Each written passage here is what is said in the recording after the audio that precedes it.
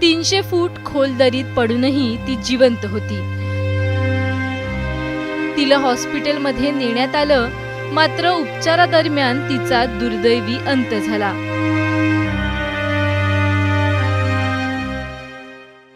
पावसाचा मनसोक्त आनंद लुटण्यासाठी ती मित्रमैत्रिणींसोबत माणगावच्या कुंभे धबधब्यावर गेली होती आणि तिथेच तिचा तोल गेला।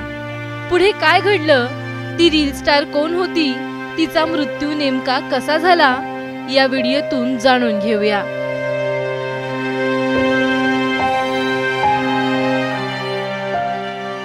स्क्रीनवर दिसणाऱ्या या मुलीचा चेहरा तुम्ही अनेकदा रील स्क्रोल करताना पाहिला असेल। हिचं नाव आहे अन्वी कामदार। ती 27 वर्षांची होती।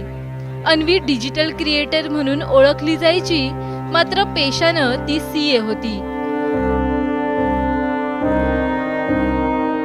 इंस्टाग्रामवर तिचे 2 लाखाहून अधिक फॉलोअर्स आहेत।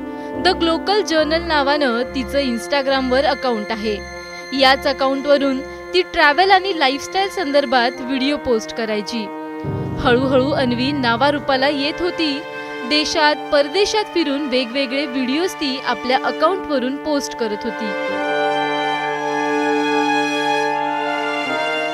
पावसाळ्याचा आनंद लुटण्यासाठी नुकतीच ती माणगावच्या कुंभे धबधब्यावर आपल्या 6 ते 7 मित्रमैत्रिणींसह गेली होती आणि तिथेच तिला मृत्यूनं कवेत घेतलं।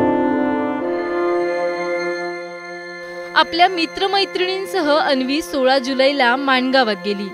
सकाळी लवकर उठून त्यांनी कुंभे धबधब्यावर जायचं ठरवलं। सकाळी 9 ते 10 वाजल्याच्या सुमारास अन्वी धबधब्यावर पोहोचली। यावेळी मुसळधार पाऊस देखील सुरू होता।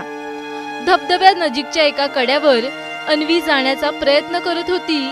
दाट धुकं, निसरडा रस्ता आणि चालताना अन्वीचा तोल गेला। अन्वी जवळपास 300 फूट खोल दरीत कोसळली।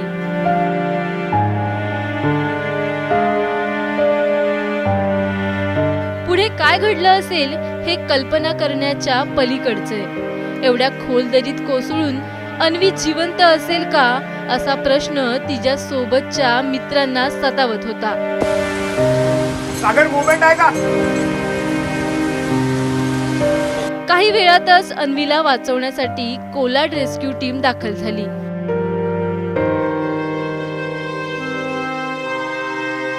अन्वीचा शोध लागला। ती जिवंत होती। रेस्क्यू टीमच्या हाकेला तिने हुंकारा देखील दिला।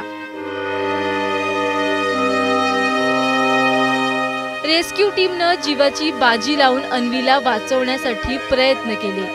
जवळपास 150 फूट अन्वीला उचलून चालत आणण्यात आलं। नंतर तिला स्ट्रेचरवर ठेवून दरीतून वर खेचण्यात आलं। अन्वीला वाचवण्यासाठी रेस्क्यू टीमनं युद्ध पातळीवर काम केलं। अन्वीला तात्काळ हॉस्पिटलमध्ये दाखल करण्यात आलं, मात्र उपचारादरम्यान अन्वीची प्राणज्योत मालावली।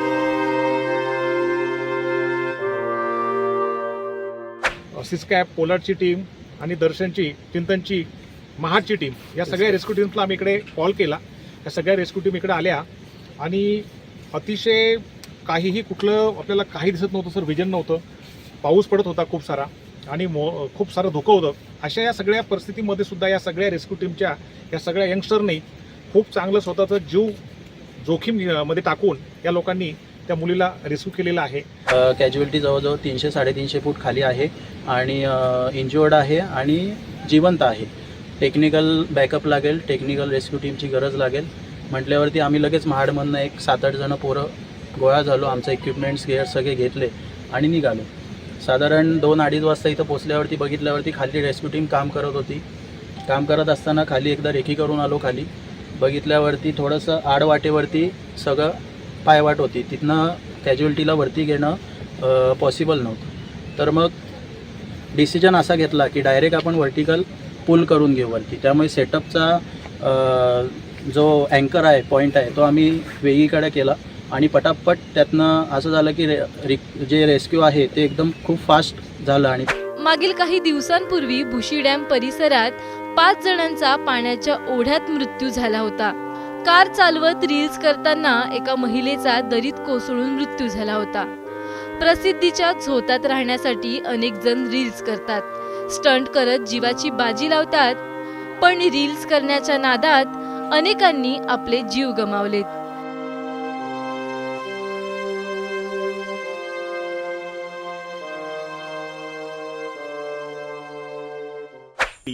तर ती रील पाहून आपण देखील त्यांनी जो काही जीवघेणा खेळ केलेला आहे, त्याच्या स्वतःच्या जीवाशी जो काही खेळ केलेला आहे, तसंच आपण आपल्या जीवाशी देखील खेळ करून तसाच व्हिडिओ, तसेच फोटो काढायला आपण तिथपर्यंत पोहोचतोय. आपण काय करतोय हे आपल्या तरुणांना कळलं पाहिजे की आपण आपल्या जीवाशी खेळून इतका तो कुंभ्याचा जो परिसर आहे, ज्याला रिस्की पॉइंट असं नाव दिलेलं आहे, आपल्या जीवाशी खेळून पोरं तिथपर्यंत पोहोचत आहेत. तिथे जाऊन अगदी काहीही प्रकार चाललेले आहेत. मागे तर 15-16 जणांनी मिळून तिथे जाऊन वाढदिवसाचा केक कापला होता. तिथून थोडा जरी पाय सरकला तरी आता काल जशी घटना घडली तशीच घटना खाली 100-150 ते 300 फूट खोल दरी आहे. तिथून वाचणे अगदी अशक्य आहे. तर मुलांनी एकाचं पाहून दुसरा, दुसऱ्याचं पाहून तिसरा, सोशल मीडियावर सध्या दुसरं काहीच आलेलं नसून एकाने रील बनवले तर त्यांनी बनवलेली रील, तशीच पोज, तसेच फोटो, तसेच व्हिडिओ आणि त्या रीलला तसंच गाणं, हे सगळं आपण करत आहोत. तर आपण आपल्या जीवाशी जो काही खेळ करत आहोत तो खेळ करू नये तरुणांनी. सोनी मगर, एबीपी माझा.